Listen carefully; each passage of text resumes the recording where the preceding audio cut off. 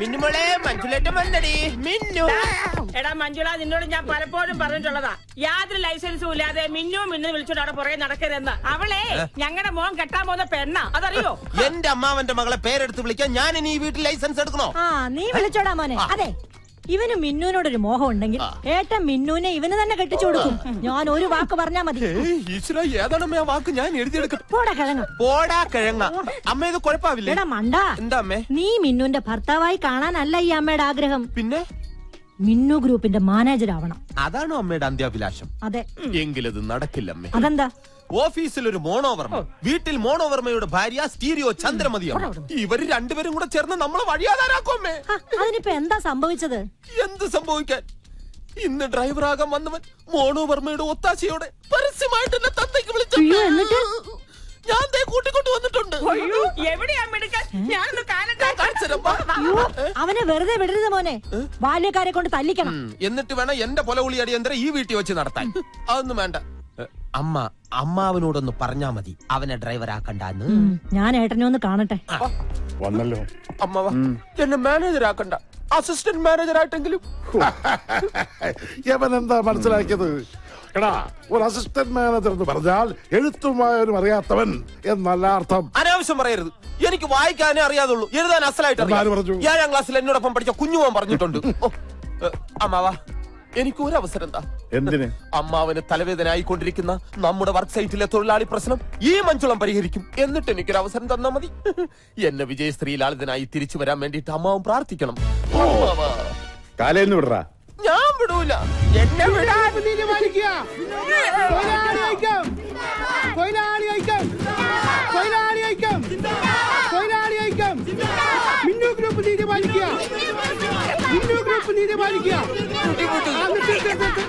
മക്കളെ, മുതലാളിമാര് വന്നിട്ട് ഇവരെ വിട്ടാ മതി. സൂചന മാത്രം, സൂചന മാത്രം, സൂചന മാത്രം. തോറ്റിട്ടില്ല, തോറ്റിട്ടില്ല, തോറ്റ ചരിത്രം കേട്ടിട്ടില്ല, തോറ്റിട്ടില്ല, തോറ്റിട്ടില്ല, തോറ്റ ചരിത്രം കേട്ടിട്ടില്ല. ശാരദേ, നീ ചുമ്മാ ബഹളം വെക്കാതിരിക്കേ. അവരവനെ ഒന്നും ചെയ്യില്ല. എനിക്ക് അവൻ മാത്രമേ ഉള്ളൂ. എനിക്ക് എന്റെ മോനെ ഇപ്പൊ കാണണം. ഏട്ടാ, പോലീസ് സ്റ്റേഷനിൽ ഒന്ന് വിളിച്ചു പറ. പിന്നെ പോലീസ് സ്റ്റേഷനിൽ വിളിച്ചു പറയാം. മഞ്ജുകുമാറിന്റെ ലക്ഷറി തോൽവിയല്ലേ തട്ടിക്കൊണ്ട് പോയിരിക്കുന്നത്. പോലീസ് സ്റ്റേഷനിൽ വിളിച്ചു പറഞ്ഞ പിന്നെ ലാത്തി ചാർജായി, കേസായി, അത് പിന്നെ വലിയ വാർത്തയാവും. ഈ പ്രശ്നം രാഷ്ട്രീയക്കാരെ ഏറ്റെടുത്താ പിന്നെ പെട്ടെന്ന്. എന്തില്ല പിള്ളാരെ, ഇത് വേവുള്ള അരിയാണ്. ഒരാളുണ്ട്, എന്തൊക്കെ ചെയ്യണം. ഇങ്ങോട്ട് വാ മക്കളെ. ഇനി സ്വന്തം മക്കള് തന്നെയാണോ? മോൻ മാമനെങ്ങനെ എടാ പോടാന്ന് വിളിക്കരുത്. ചിലപ്പോ ഞാൻ മാനേജരാവും. അപ്പോഴോ അനുസരണ വേണ്ടേ? കൊച്ചുകുട്ടിയല്ലേ നീ? നീ അത്ര കൊച്ചുകുട്ടിയൊന്നും അല്ലടാ. പിള്ളാര് തുടങ്ങിയല്ലോ. മോനെ അനുസരണ വേണ്ടേ? വെറുതെ നിക്കണ. കഞ്ഞി റെഡി. നമ്മളാ കഞ്ഞില് പാറ്റിടണോ മേഡം? നിങ്ങൾ ആ തൊഴിലാളികളോട് സംസാരിക്കും. അത് പറഞ്ഞത് കേട്ടില്ല. കഞ്ഞി കുടിക്കാൻ മാത്രം, സൂചന മാത്രം, സൂചന മാത്രം, സൂചന മാത്രം, സൂചന മാത്രം. എന്തു പറ്റി? ഒന്നുമില്ല. അതെ, ഞാൻ അവരോട് സംസാരിച്ച ശരിയാവില്ല. എങ്കിൽ കോൺട്രാക്ടറോട് സംസാരിക്കാം. വണ്ടി എടുക്കും. അല്ല, പണം കിട്ടും. സമരക്കാരുടെ ശ്രദ്ധയ്ക്ക് ഈ കുഞ്ഞിനെ കൂടെ കുളിപ്പിച്ചു കഴിഞ്ഞാൽ ഉടനെ കഞ്ഞി വിളമ്പുന്നതായിരിക്കും. അടങ്ങി നില്ല മോനെ. ഇറങ്ങണം മാനേജർ. അതാണ് പരുക്ക് പറ്റിയ ആൾക്ക് 5 പൈസ കൊടുക്കില്ലെന്ന് പറയുന്ന കോൺട്രാക്ടർ. അതെ, ഞാൻ സംസാരിച്ച പ്രശ്നമാവും. എന്ത് പ്രശ്നം? സമരം ചർച്ച ചെയ്ത് പരിഹരിക്കാന്ന് പറഞ്ഞില്ലേ ഇങ്ങോട്ട് വന്നത്? ഞാൻ അയാളെ ഇങ്ങോട്ട് പറഞ്ഞു വിടാം. അതെ, ഞാൻ സത്യം പറയാം. പോയോ?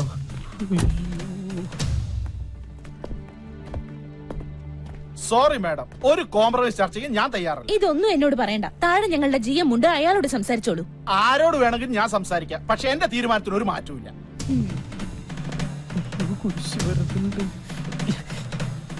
പറഞ്ഞതങ്ങനെ കേട്ടാ മതി.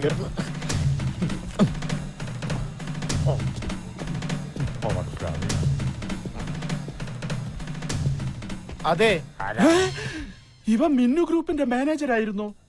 അപ്പോ അന്ന് പണിയിലെ കൃത്രിമം കണ്ടുപിടിക്കാൻ വേഷം മാറി വന്നതായിരുന്നു അല്ലേ സാർ?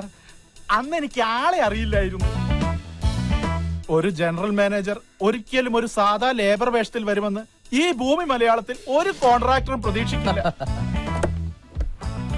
അതാണ് ആന്റണി ആദ്യത്തെ പറഞ്ഞത്. സർ, സിമെന്റിലൊന്നും ഒരു കുറവ് വരുത്തിയിട്ടില്ല. പിന്നെ എന്തിനാണ് താൻ കുറവ് വരുത്തിയിട്ടുള്ളത്? അത് മണലിന്റെ ഡിമാൻഡ് കാരണം ചെറിയൊരളവിൽ പൊടിമണ്ണ് ചേർക്കേണ്ടി വന്നിട്ടുണ്ട്. സാർ, അത് മേഡത്തിന്റെ അടുത്ത് കംപ്ലൈന്റ് ചെയ്യരുത്. മേഡത്തിന്റെ സ്വഭാവം സാറിന് അറിയാലോ. അതിലും മോശമാണ് എന്റെ സ്വഭാവം. സാറിന് അറിയാലോ തൊഴിലാളിക്ക് എങ്ങനെയാണ് അപകടം സംഭവിച്ചതെന്ന്. അറിയാം, എല്ലാം എനിക്കറിയാം. തന്റെ ഓരോ നീക്കങ്ങളും കെട്ടിടത്തിന്റെ മുകളിൽ നിന്ന് ഞാൻ വാച്ച് ചെയ്തുകൊണ്ടിരിക്കുകയാണ്. അന്ന് ഞാൻ അങ്ങനെ ചെയ്തില്ലായിരുന്നെങ്കിൽ സിമന്റിലും മണലിലും കൃത്രിമം കാണിച്ച് താൻ ഈ ഫ്ളാറ്റിന്റെ പണി തീർത്തേനെ. പക്ഷെ അങ്ങനെ തീർത്തിരുന്നെങ്കിൽ ഇവിടെ താമസിക്കേണ്ടിയിരുന്നവരുടെ പണിയും താൻ തീർത്തേനെ. ഒരുപാട് പേരുടെ ജീവൻ രക്ഷിക്കാൻ എനിക്കെന്ന് അങ്ങനെയൊക്കെ കാട്ടിക്കൂട്ടേണ്ടി വന്നു. സാർ, ഒന്നും മിന്നുമേട് അറിയരുത്. തൊഴിലാളിക്കുള്ള നഷ്ടപരിഹാരം മുഴുവനും ഞാൻ കൊടുത്തോളാം. സമരം ഇപ്പൊ തന്നെ അവസാനിപ്പിച്ചേക്കാം. അതെ സാർ. കൈ പിൻവലിക്കൂ. ഇത് താനെന്ന് എന്നെ തെറി വിളിച്ചതിനും പിടിച്ച് തല്ലിയതിനും, ഇത് സിമന്റിലും മണലിലും കൃത്രിമം കാണിച്ചതിന്.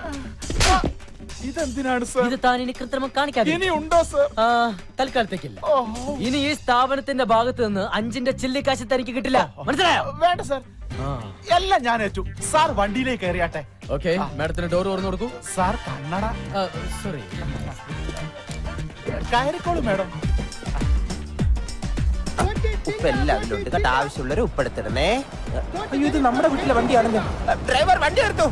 ഒരു കാര്യം പറഞ്ഞോണ്ട് ഞാനിവിടെ ഒരു വല്ലാത്ത അവസ്ഥയിലാണ്. നിർത്താൻ.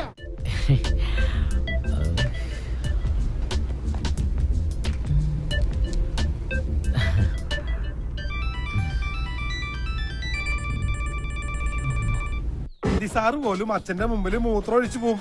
എന്താ കളറ്? എന്തിന്? അച്ഛനെ ഞാൻ കരുതി എന്നൊന്നും ചെയ്യില്ല, ഞാൻ അരി എടുത്തില്ല. വീടെത്തിയ ചേട്ടാ, വീടെത്തിയ പല്ലു ഒരാളായി. ദേഹത്തോടല്ലേ? തൊഴിലാളി പ്രശ്നം പരിഹരിക്കാൻ പോയവൻ തൊഴിലാളിയുടെ കുടുംബത്തിന് കഞ്ഞി വെച്ച് കൊടുത്ത് ഇപ്പൊ നല്ലൊരു കഞ്ഞിവെപ്പുകാരനായി ഇതാ വന്നിരിക്കുന്നു. കൊള്ളാം. നുണയാണ് നുണ. കള്ളത്തരം പറയരുത്. നീ കഞ്ഞി വെച്ച് കൊടുത്തില്ലേ? അത് പിന്നെ 10-25 പേർ ചേർന്ന് ഇത്രയും നീളമുള്ള കത്തി എടുത്ത് തൊണ്ടക്കുഴിയിൽ വെച്ചിട്ട് വെക്കടാ കഞ്ഞി എന്ന് പറഞ്ഞാൽ ആരായാലും കഞ്ഞി വെച്ച് പോവും. അമ്മാവനായിരുന്നെങ്കിൽ പയറും ചമ്മന്തിയും വരെ വെച്ചേനെ. കഞ്ഞി നീ ഏതായാലും വെച്ച് കൊടുത്തില്ലേ? ഇനി നീ ആ ജോലി തന്നെ അങ്ങ് ചെയ്തോടാ. സർ, ഞാനൊന്ന് ഓഫീസിലേക്ക്. ഡ്രൈവർ, വണ്ടിയെട്. ഈ പാന്റൊക്കെ എന്നാ അമ്മാവ ഉണ്ടായത്? ഇതൊക്കെ ഒരു അന്ധവിശ്വാസമാണെന്ന് എനിക്കിപ്പോ മനസ്സിലായി.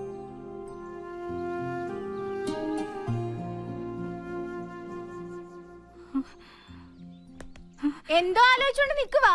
അതെ, ഈ പാത്രങ്ങളൊക്കെ ഒന്ന് കഴുകി വെച്ചു എന്ന് വിചാരിച്ചേ കയ്യിലെ വളയൊന്നും ഊരി പോകത്തില്ല. അയ്യടാ, വന്നിരിക്കുന്നു.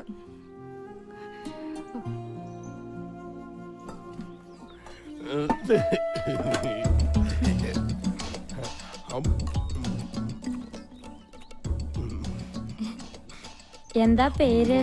അവൻ പൊട്ടനാ. അയ്യേ, പൊട്ടനാ? എന്തത്? ആനൂട്ടോ? ലക്ഷ്മിന്റെടാ.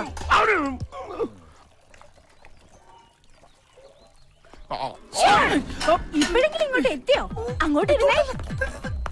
ഇരിക്ക്. ഞാൻ എത്ര നേരമായിട്ട് കാത്തിരിക്കാന്നറിയോ? ഭക്ഷണത്തിന്റെ ഉള്ളിലേ ഞാനൊരു സാധനം വെച്ചിട്ടുണ്ട്.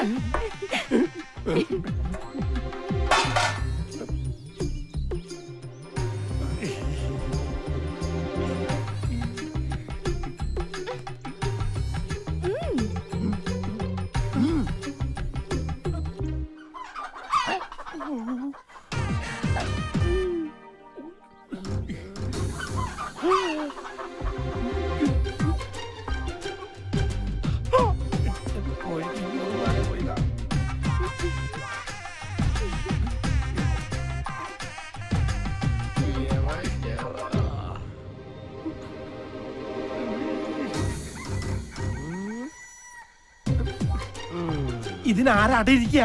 ഒന്നും പറയണ്ട, ഇവിടെ ഇരുന്ന് എല്ലാം കഴിച്ചിട്ട് പോയാ മതി. ദേ 2 ദിവസമായിട്ടേ ഭക്ഷണം തീരെ കഴിക്കണില്ല. ഞാനിതൊന്നും അറിയുന്നില്ല. വേണ്ട വേണ്ട വേണ്ട, ഇരുന്നോ കഴിച്ചിട്ട് എഴുന്നേറ്റാ മതി. ആദിത്യ, ഇത് വെറും കോഴിമുട്ടകളല്ല, അനുരാഗ മുട്ടകളാണ്. ദൈവത്താണ് ഈ മുട്ടയൊന്നും ആന്റണി ഇട്ടതല്ലെന്നറിയാം. ആദിത്യ, 2 പേർക്കും ഇഷ്ടമാണെങ്കിൽ നമുക്കിതങ്ങ് നടത്തി കൊടുക്കാം അല്ലേ?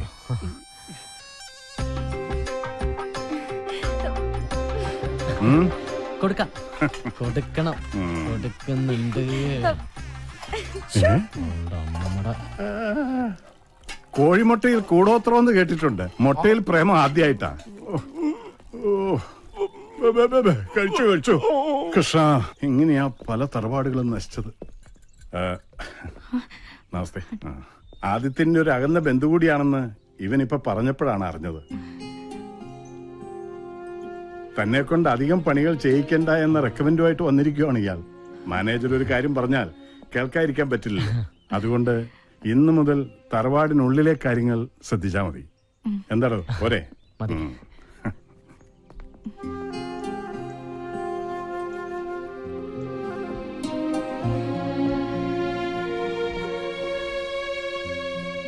മോനെ ആദി, അപ്പന് പറയാനുള്ളത് പറഞ്ഞു.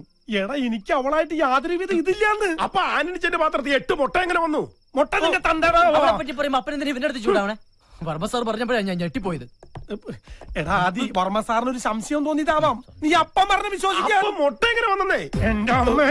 മോനെ, ലക്ഷ്മി എന്നെ വല്ലാതെ തെറ്റിദ്ധരിച്ചിരിക്കുക. തെറ്റിദ്ധരിച്ചല്ലോ, മുട്ട സഹിതമല്ലേ പിടിച്ചത്. 2 3 ആണോ? 8 മുട്ട. മോനെ, നീ അമ്മയൊന്ന് കാര്യം പറഞ്ഞ് മനസ്സിലാക്കുക. അപ്പന്റെ പ്രേമം അമ്മയെ പറഞ്ഞ് മനസ്സിലാക്കാൻ സ്വന്തം മകനെ ഏർപ്പാടാക്കുന്ന ഇത്രയ്ക്കും വൃത്തികെട്ട ഒരു അപ്പൻ ലോകത്തെങ്ങും കാണില്ല. ഇത്രയും പ്രായപൂർത്തിയായ ഒരു അപ്പന് പറ്റിയ പണിയാണോ ഇതൊക്കെ? മോനെ ആദി, നീ എന്നെ ആദ്യം പിടിപ്പിക്കരുത്.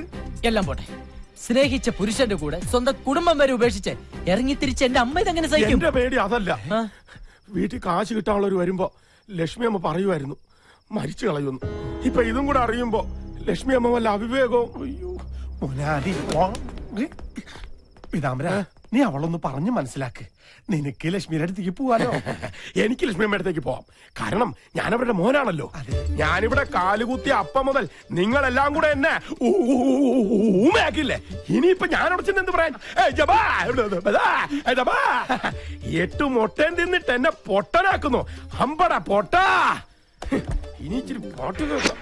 നിങ്ങൾ ഇതുവരെ കേട്ടത് കോഴിമുട്ടയുടെ പോഷക ഗുണങ്ങളെ കുറിച്ചുള്ള പ്രത്യേക പരിപാടിയാണ്. ഇനി കോഴിമുട്ട കൊണ്ടുള്ള പലതരം അയ്യോ, ഇതൊക്കെ ഞാൻ ഒറ്റയ്ക്ക് ചെയ്തോളാം ചേച്ചി. ഞാനൊന്ന് നടുനിവർത്തണമെങ്കിൽ പാതിരാ കഴിയും. കുഴപ്പമില്ല. ഒന്ന് വേഗം പോയി കുളിച്ചിട്ട് വാടി. പെണ്ണിന്റെ കാര്യം.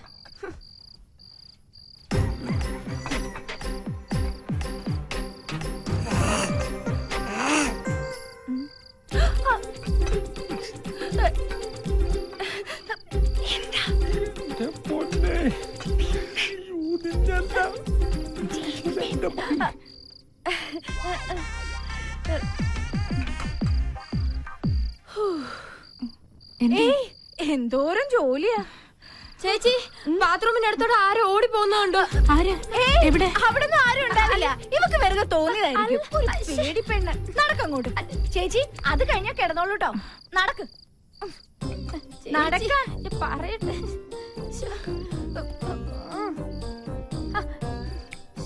ഇവിടെ എങ്ങും ആരും ഇല്ലെന്ന്. അങ്ങോട്ട് കുളിച്ചേ പറയട്ടെ. കണ്ടതാ ഇവിടെ ഒരു കാര്യം.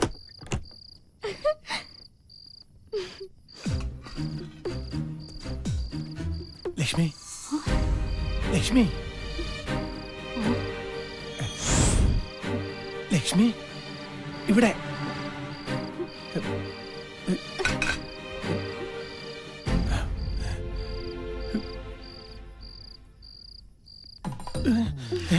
വർമ്മസാറ് പറഞ്ഞപ്പോഴേ എനിക്കറിയായിരുന്നു ഇന്ന് രാത്രി എന്നെ കാണാൻ വരുമെന്ന്.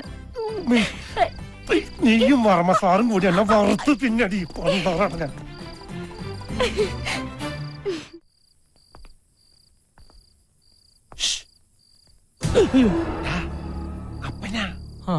അപ്പനെന്താ ഇരുട്ടത്ത്? എന്തിയെ പേടിച്ചോ? ഇതല്ലാതെ അപ്പനിങ്ങനെ ഇരുട്ടത്ത് ഒന്ന് പല്ലടിച്ച് കാണിച്ചു കഴിഞ്ഞാൽ പിന്നെ ഇരുട്ട് വരെ പേടിച്ചു പോകൂലേ? ആദ്യേ അമ്മേനെ കാണാൻ അപ്പൻ അടുക്കള വഴിക്ക് ഒരു ശ്രമം നടത്തിയിടാ. എന്നെ തിരിഞ്ഞു പോലും നോക്കില്ല അവള്. മറ്റവള് നോക്കിയിട്ടുണ്ടാവുമല്ലോ. എന്റെ മോനെ. ഓ, ഓരോന്ന് വരുത്തി വെച്ചിട്ട് നിന്ന് മൂങ്ങുന്ന കണ്ടില്ലേ? അതെ, അവിടെ തന്നെ നിന്നോ, ഞാൻ അമ്മയൊന്ന് ചാക്കിട്ട് നോക്കാം. പിന്നെ ഈ ഇരുട്ടില് ചിരിക്കാതെ നിന്നോളണം. ഇതിലിരുട്ടേതാ അപ്പനേതാ? അത്രയ്ക്ക് കറുപ്പാണല്ലോ അപ്പന്. കറുപ്പ് നിന്റെ അപ്പനാടാ. ഇരുട്ടത്തപ്പ നീയൊക്കെ ഇരുട്ടി തപ്പൂടാ. അപ്പം വല്ല മോനായിരുന്നെങ്കിൽ രണ്ടടിയെങ്കിലും കൊടുക്കായിരുന്നു. ഇപ്പൊ അതും പറ്റില്ല.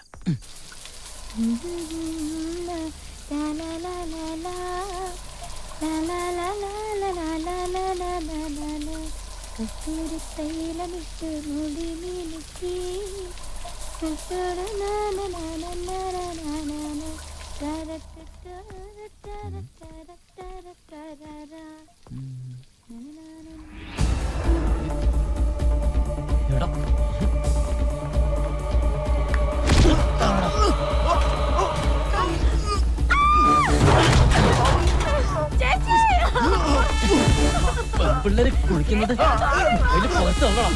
ഇന്നത്തോടെ നിർത്തി തരണം നിന്റെ മൊബൈൽ കൈ.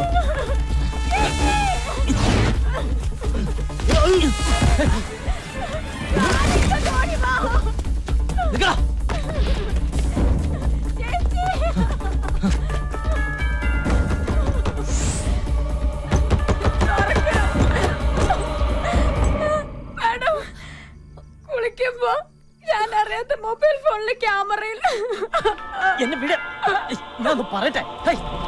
വേണ്ട, ഒന്നും പറയണ്ട.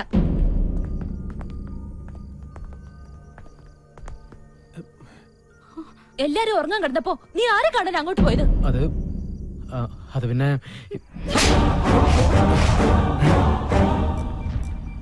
മോളെ,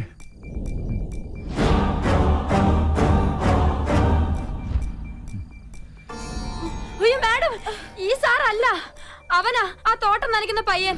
ഈ സാർ വന്ന് പിടിച്ചപ്പോഴാ ഞാൻ പോലും കാര്യം അറിയുന്നത്.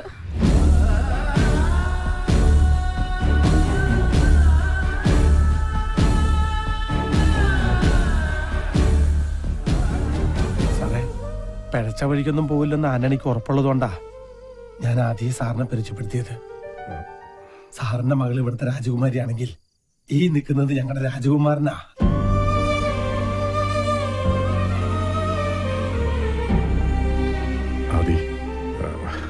എന്റെ മോള്. സാറത് കാര്യമാക്കണ്ട. സ്വന്തം നാട്ടുകാരന് തല്ല് കിട്ടിയപ്പോ ഇദ്ദേഹത്തിന് വേദനിച്ചിട്ടുണ്ടാവും. കുഞ്ഞുനാളിൽ ഒരുപാട് എടുത്തുകൊണ്ട് നടന്നിട്ടുള്ളതാണേ. ആ സ്നേഹവും വാത്സല്യം കൊണ്ട് പറഞ്ഞതായിരിക്കും. പാവം. അതി, അന്നി പറഞ്ഞതിൽ ഒരു തെറ്റുമില്ല.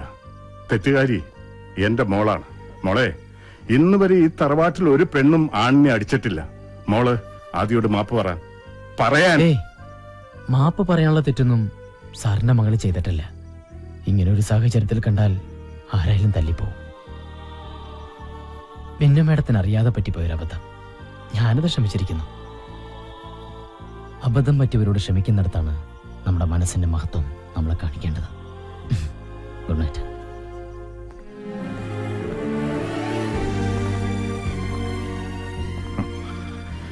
ഇതുപോലൊരു മകന് ജന്മം നൽകിയ അച്ഛനും അമ്മയും സുഹൃതം ചെയ്തവരാണ്.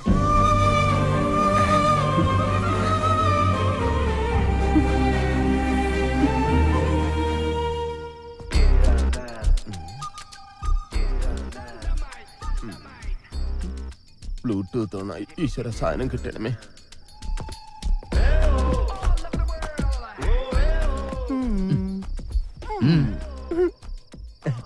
അതെ, ഞാൻ ബ്ലൂടൂത്ത് ഓണാക്കി.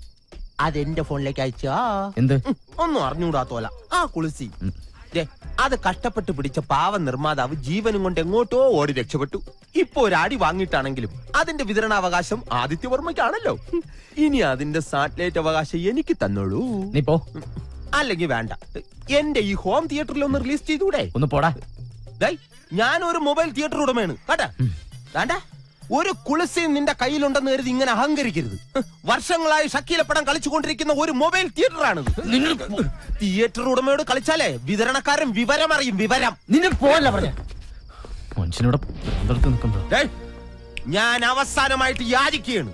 ആ കുളിസി ഇതിലോട്ട് അയച്ചാണ്. എന്ത് തരൂല്ലേ? നീ തരണ്ടാ, നീ ഒറ്റയ്ക്ക് കണ്ട് മൃതി അടയടാ. ഇത് കിട്ടാത്തവന്റെ വിഷമം നിനക്കൊന്നും അറിയില്ലടാ. ഞാൻ ഇന്ന് എങ്ങനെ ഉറങ്ങുമെന്തോ.